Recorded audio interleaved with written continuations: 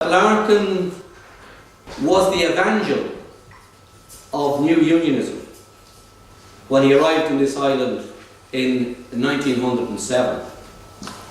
He evoked the sentiment and the outlook and the perspective of the new unionism that grew in the UK in the 1880s, particularly around the match workers' strike.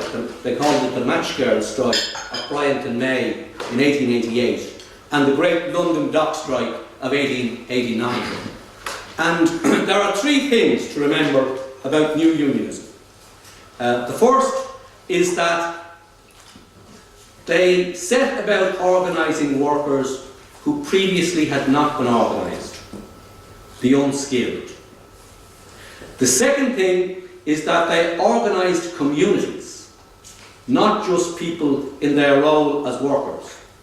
And the third thing, most importantly, is that they organised for the social transformation of society, rather than simply for improvements in pay and conditions of employment.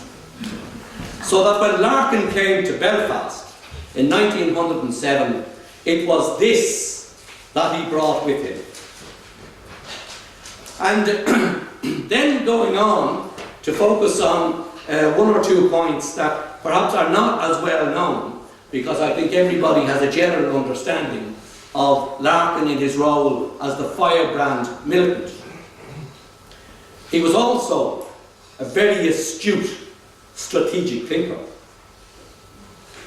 And for example, he didn't start the Great Dublin Lockout. William Martin Murphy started it. Excuse me.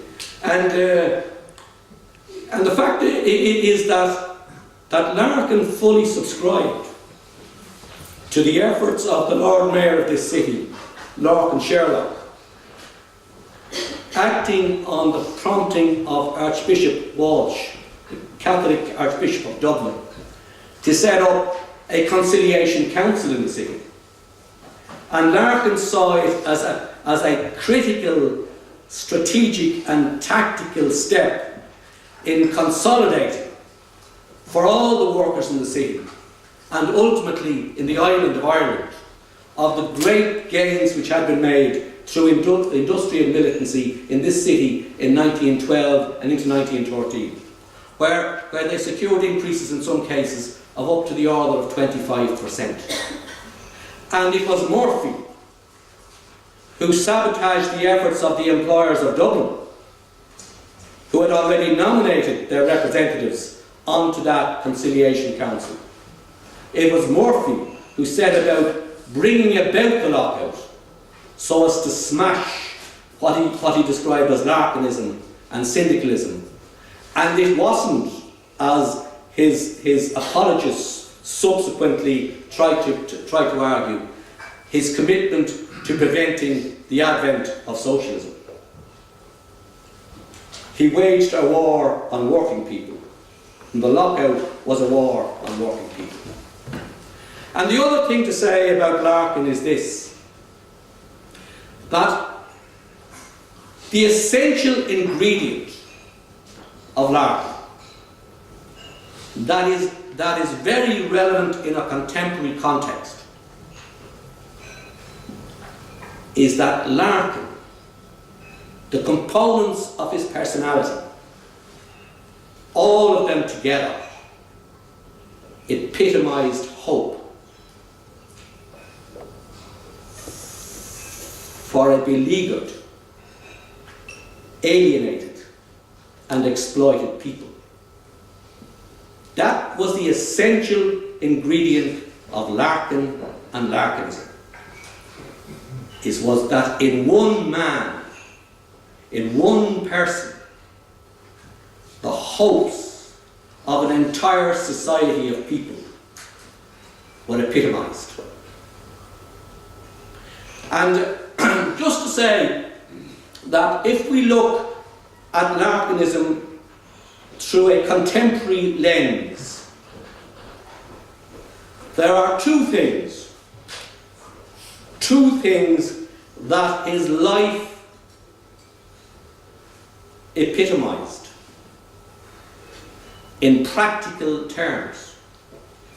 One is the struggle for the right to organise, the right to aspire to a better world, the right to engage and derive the benefits of collective bargaining, which working people in this state of ours still do not enjoy.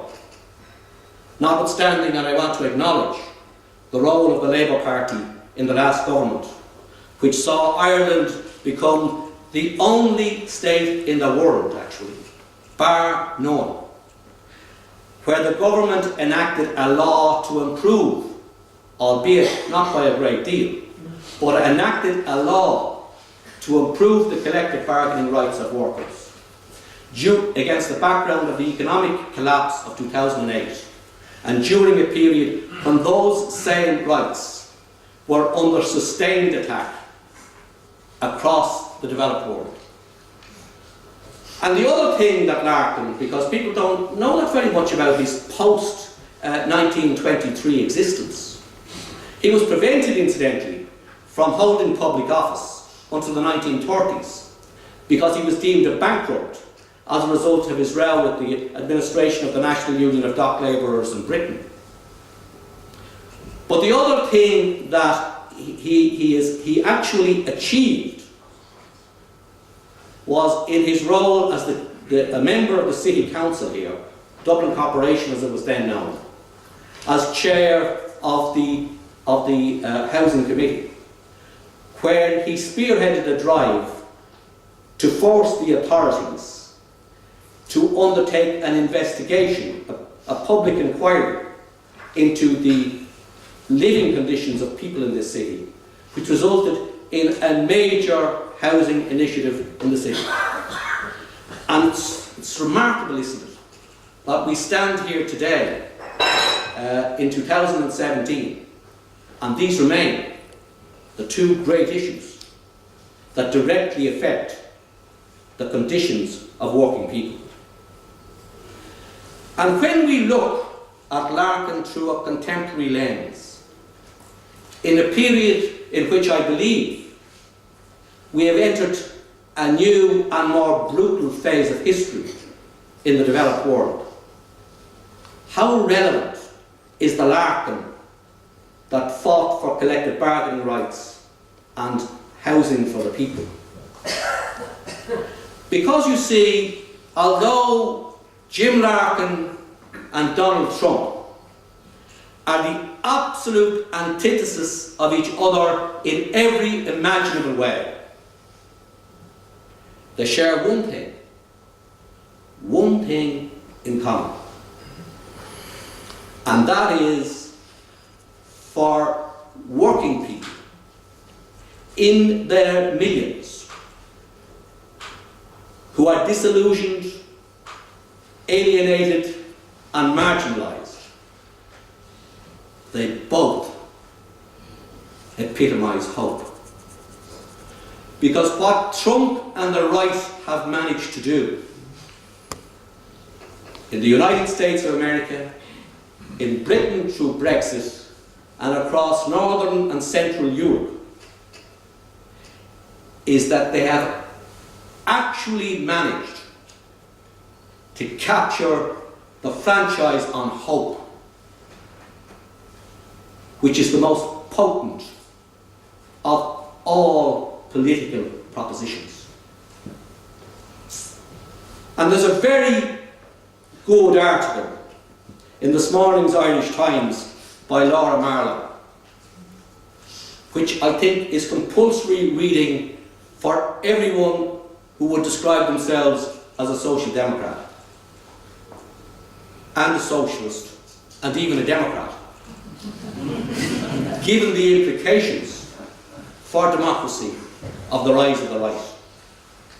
It's worth remembering, by the way, that 56.1% of the German people did not vote for Hitler in 1933. So although Trump did not win a majority of the American electorate, he actually won a higher proportion of the popular vote last year than Hitler won when he came into office in 1933. And what has happened over the period of the last 10 or 15 or 20 or more years? Because this new era we've entered did not come about as a result of spontaneous combustion.